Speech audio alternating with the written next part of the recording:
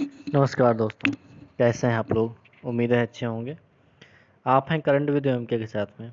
Video हमारा अच्छा लगे लाइक करिए, सब्सक्राइब कर लीजिए चैनल को ना किए हों, और चैनल शेयर जरूर किया करिए क्योंकि हम भी मेहनत करते हैं। वीडियो से आपको कुछ ना कुछ ज़रूर मिलेगा, ठीक है। और वीडियो को ना देखिए तो ऑडियो फॉर्म में डाल के इसको जो है सुन लीजिए, तब भी कुछ मिलेगा। वीडियो हमारा कैसा लगा, अच्छा लगा या बुरा लगा, तभी हम जानेंगे जब आप लोग कमेंट बॉक्स में बताएंगे कुछ, ठीक है। तो चलिए आज का वीडियो शुरू करते हैं। शुरू करने से पहले हम कुछ 2 लाइन आपके लिए लाए हैं। थोड़ा सीरियस होकर ये लाइन सुनिएगा। सांस है जब तलक ना रुकेंगे कदम, चल पड़े हैं तो मंजिल को पा जाएंगे। इस जो लाइन है, इन लाइनों को लिखा था हमारे जो देशभक्त भगत सिंह जी थी, उन्होंने बोला था ये लाइनें, ठीक है। इसका मतलब ये है कि जब तक हमारे अंदर जान है तब तक जो है हमारे कदम नहीं रुकने चाहिए, ठीक है। यानी कि अब मंजिल की तरफ चल दिए हैं तो पहुंच ही जाएंगे। कहने का मतलब ये है, आप लोग पढ़ाई कर रहे हैं, उस तरफ आपने देख लिया है, तो एग्ज़ाम चाहे जो भी हो उसको आप क्रैक करेंगे, ठीक है। अपनी जॉब लेंगे, उसके बाद ही में सांस लेंगे, ठीक है।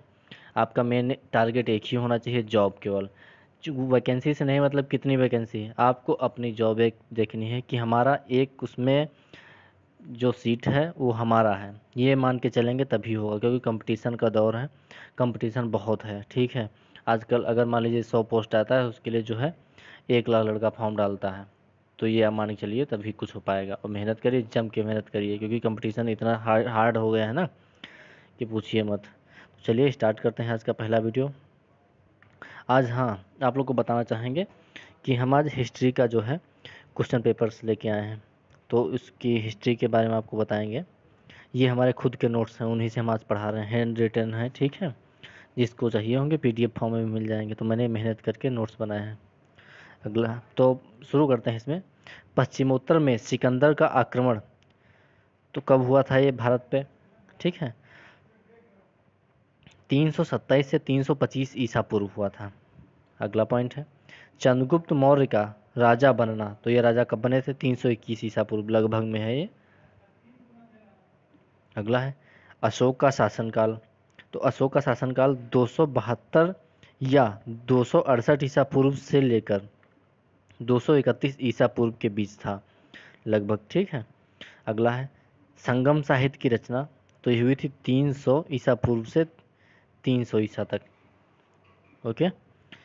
अगला पॉइंट है सिंधु घाटी सभ्यता, तो इसकी जो है 2500 ईसा पूर्व से 1800 ईसा पूर्व इसकी स्थापना तब हुई थी, यानी कि तब इसका जन्म हुआ था सिंधु घाटी सभ्यता का। ये जब हिस्ट्री का आपको डिटेल में पढ़ाएंगे वीडियो, तो उसमें बताएंगे, अभी शॉर्ट में, ठीक है। गौतम बुद्ध का जन्म आप जानते हैं 563 ईसा पूर्व में हुआ था। महावीर स्वामी का जन्म 540 ईसा पूर्व में, और इन दोनों लोगों के जन्म में भी थोड़ा डिफरेंस है, लेकिन मैंने मोटा मोटा ये बता दिया आपको। अगला है भारत का अलेक्जेंडर का हमला, भारत पर अलेक्जेंडर का हमला, तो 327 से 326 ईसा पूर्व के लगभग हुआ था। अगला है जैन परंपरा के अनुसार चंद्रगुप्त का राज्याभिषेक, तो ये हुआ था 313 ईसा पूर्व। अगला है चंद्रगुप्त मौर्य के हाथों सेलुकस निकेटर की पराजय, तो 305 ईसा पूर्व में हुई थी। अगला है कलिंग की विजय अशोक ने जो है करी थी, तो 261 ईसा पूर्व। अगला है विक्रम संवत का आरंभ, तो 58 ईसा पूर्व। आपको ये पॉइंट जो है नहीं पता होंगे, ठीक है, अधिकतर लोगों को। शक संवत का आरंभ 78 ईसा पूर्व। अगला है कनिष्क का शासन, तो 78 से 100 ईसा पूर्व। अगला है गुप्त साम्राज्य की स्थापना, तो 320 ईसा लगभग में। अगला है वल्लभी की परिषद में जैन साहित्य का संकलन, 512 या 521 ईसा लगभग। अगला है हर्षवर्धन का शासनकाल, तो 606 से 647 ईसा।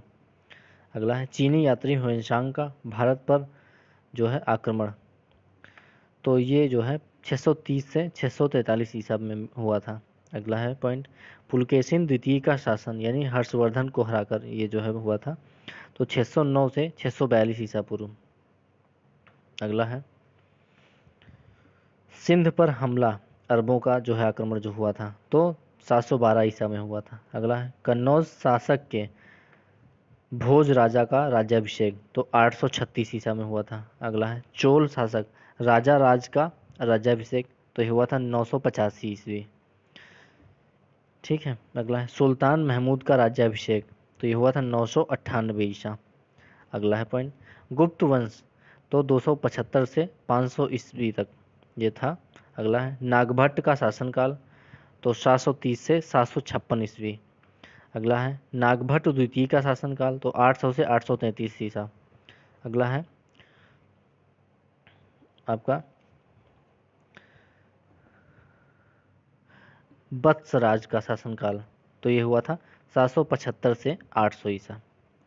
अगला है महेंद्रपाल प्रथम का शासनकाल तो ये 885 से 910 ईसा पूर्व। ठीक है। ईसा पूर्व नहीं, सॉरी, ईसा में, जब यानी कि जीरो से जब इधर आ गए हम लोग 910 ईयर।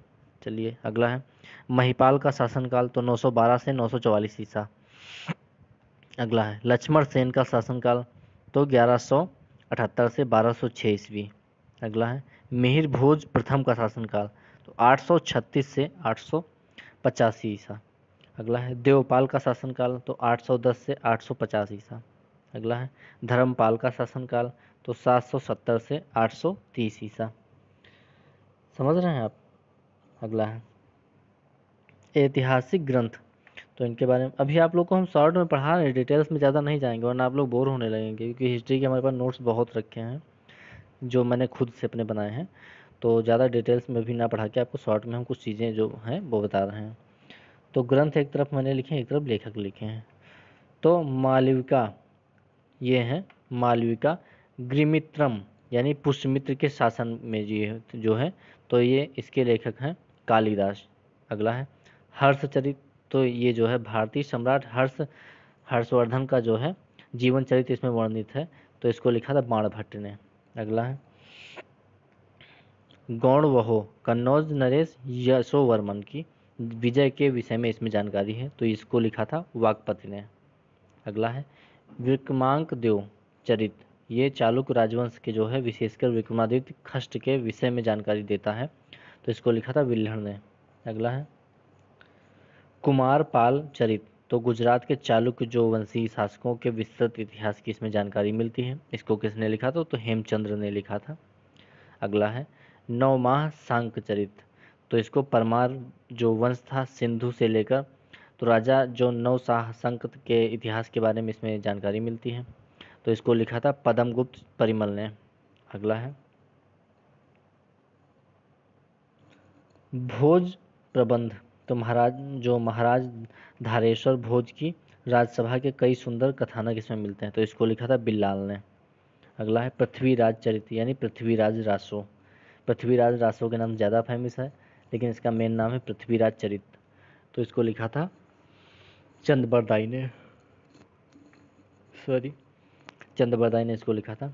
अगला है राजतरंगिणी यानी कश्मीर के इतिहास पर आधारित है ये। राजतरंगिणी बहुत ही महत्वपूर्ण किताब है, इसको जो है पढ़िए कभी, बहुत अच्छा लगेगा, मैंने खरीद रखी है। ठीक है। तो इसको लिखा था कल्हड़ ने। अगला है तो पुराणों की संख्या टोटल है 18, और पुराणों की विषय वस्तु क्या है, तो विषय वस्तु है सर्ग। सर्ग में क्या है, सृष्टि की उत्पत्ति, और प्रतिसर्ग में है सृष्टि का प्रत्यावर्तन एवं प्रतिविकास।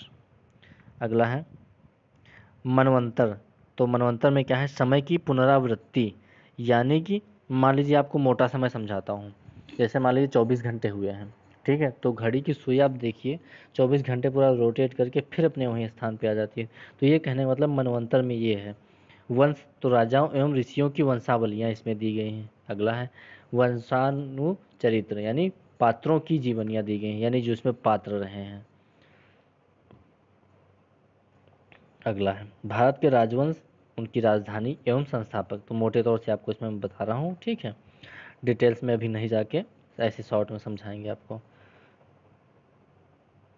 तो पहला वंश है चोल वंश, इसकी जो स्थापना है तो 850 से 871 ईस्वी में, तो विजयालय जो थे उन्होंने करी थी, और इनकी राजधानी कौन सी, तंजौर या तंजावुर। अगला है पल्लव वंश, तो सिंधु विष्णु ने करी थी, ठीक है, और इनकी राजधानी क्या थी, कांची। अगला है चालुक्य वंश, तो बेग्गी, ठीक है, ये वहाँ पे थे। तो विष्णुवर्धन ने करी थी वेंगी में। अगला है चालुक्य वंश, ये बादामी पहाड़ी वाला है। तो तैलय द्वितीय, और इनकी राजधानी क्या थी? मान्यखेल। अगला है तोमर वंश, तो इनके जो है जो संस्थापक थे वो थे अनंगपाल, तो और इनकी राजधानी थी दिल्लिका। अगला है चौहान वंश, इनके संस्थापक थे तो वासुदेव, राजधानी अजमेर। अगला है गहडवाल वंश, ये चंद्रदेव थे, ठीक है, इनके संस्थापक जो थे, और इनकी राजधानी तो कन्नौज थी। अगला है गुहिल यानी सिसोदिया वंश, तो इसके बप्पा रावल थे, या काल भोज इनको भी कहते हैं, और इसकी राजधानी क्या थी? तो मेवाड़ यानी चित्तौड़ जो थी। अगला है हर्यक वंश, इसके जो संस्थापक थे बिंबिसार थे, और इनकी राजधानी राजगृह और पाटलिपुत्र भी थी। अगला है शिशुनाग वंश, शिशुनाग वंश के संस्थापक शिशुनाग स्वयं थे, राजधानी पाटलिपुत्र और वैशाली। अगला है महानंद, तो महापदम नंद ने इसकी स्थापना की थी नंद वंश की, और राजधानी पाटलिपुत्र। अगला है मौर्य वंश, तो चंद्रगुप्त मौर्य ने स्थापना करी थी, पाटलिपुत्र राजधानी बनाया था अपनी उन्होंने। अगला है शुंग वंश, तो पुष्यमित्र शुंग जो है इनकी स्थापना इन्होंने करी थी, और विदिशा इसकी राजधानी थी। अगला है कर्ण वंश, तो कर्णव वंश जो है वासुदेव इसके संस्थापक थे, और पाटलिपुत्री जो है राजधानी थी। एक मिनट,